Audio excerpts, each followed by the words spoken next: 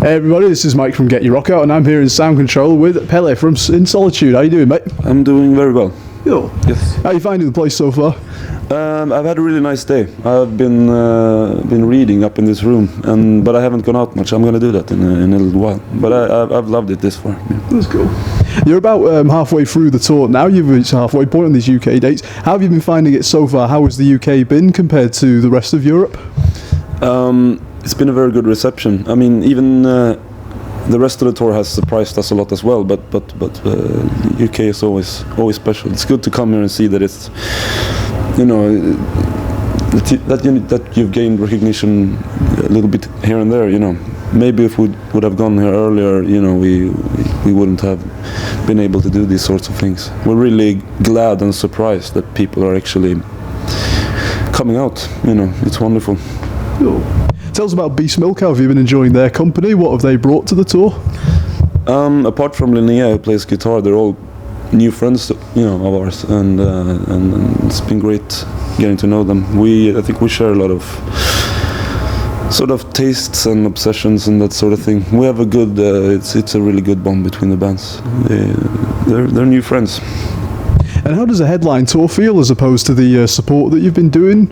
Is it more pressure as a headliner, or do you think it's easier than when you're supporting bands like Watain or Down? Yeah, it's much easier. I mean, if you're an opening band, you're sort of working in opposition in some sort of way, and which can be sort of good. You know, you're doing. You can be able to do sort of. Very, you know, rough shows if you're working in opposition, which is sort of good. But you know, I mean, there's a sort of very aggressive, tranquil feeling playing if you know that, you know, people are actually there to listen and have been wanting to do that for a long time. That's a perfect combination. I mean, it's very, very, very different here. Cool.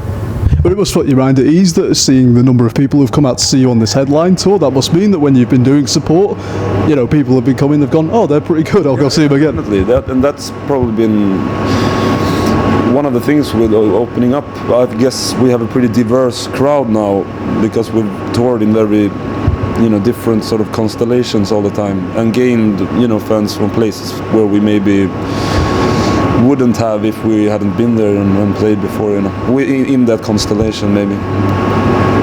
And the bands you have supported, it reads like a who's who, really. I mentioned Watain and Down, Behemoth and Monomath. Do you have a favourite that you've been on tour with? The Devil's Blood and Watain was definitely a highlight because they are just brothers and sisters of ours who, you know, it was just a perfect tour situation.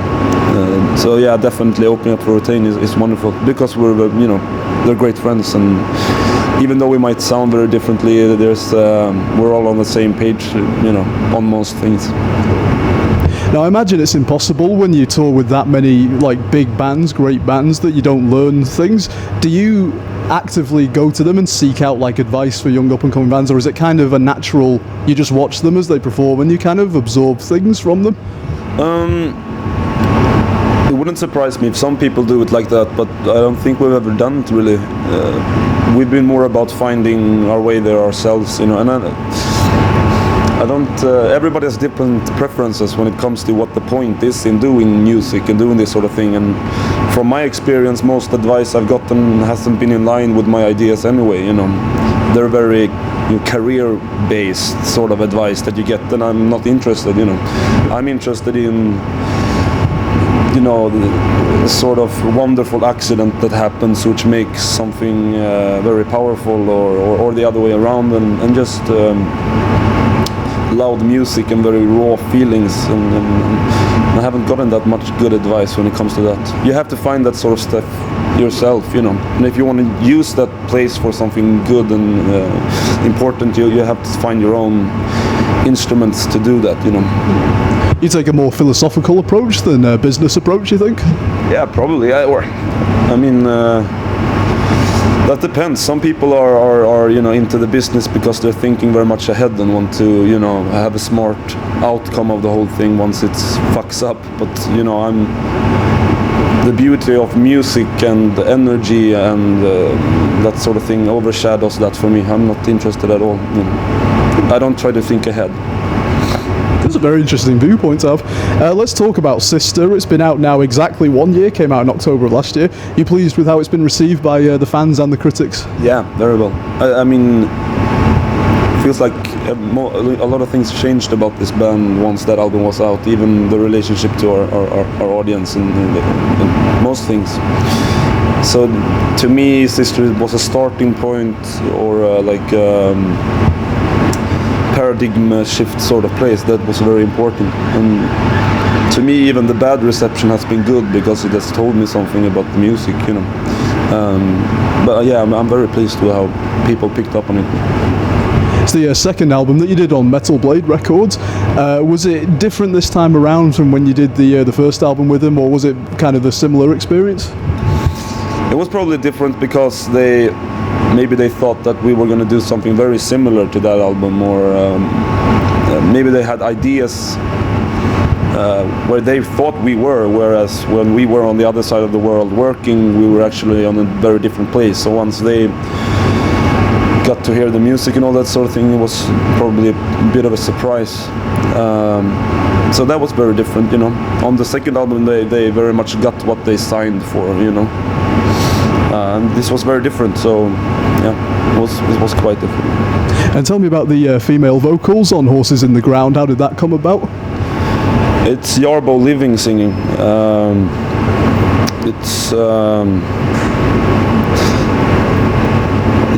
It's just her very haunting, profound voice that we've appreciated for years, and since we got to know her, we had the opportunity to collaborate, and you know, that was perfect. You know, we could really hear her in that part, and it became, you know, it really elevated the whole song. Is collaboration something you'd be open to, like on a regular basis, or did it just feel right for that song? Well, usually there's just small things, but I don't know.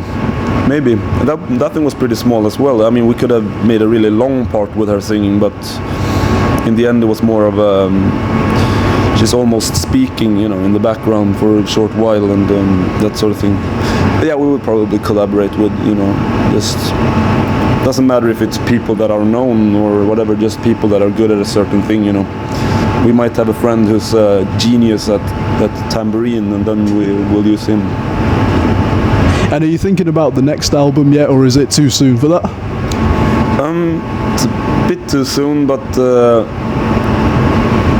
through doing a lot of interviews now, I've started thinking about it because a lot of people are asking, and we're writing music, but we have not been thinking in terms of an album when writing it. It's more been a very natural sort of, the five of us in a room, you know, after rehearsal or during rehearsal or something, just working on things, you know.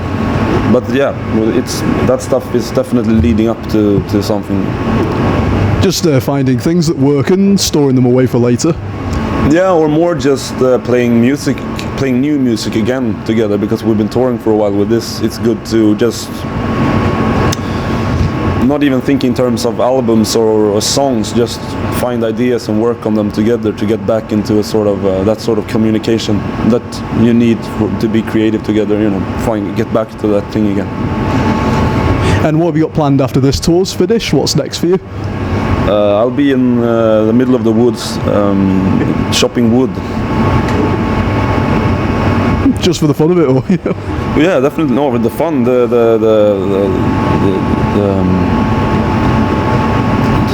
big rewards to see the world again. Very good way of putting it. We'll have to wrap this interview up then. You're due on stage shortly. Do you have a message into the camera for all our readers at Get Your Rock Out? Well, I have a message to Manchester very much, that I'm very much looking forward to meeting this crowd and see what happens to this room and to this night. There's been this anticipation all day. There's something at work. Yeah, please come down. Well, thank you very much for talking to us, man. Have a good show tonight. Have a good rest of the tour, and I'll see you around. Yeah. Thank you.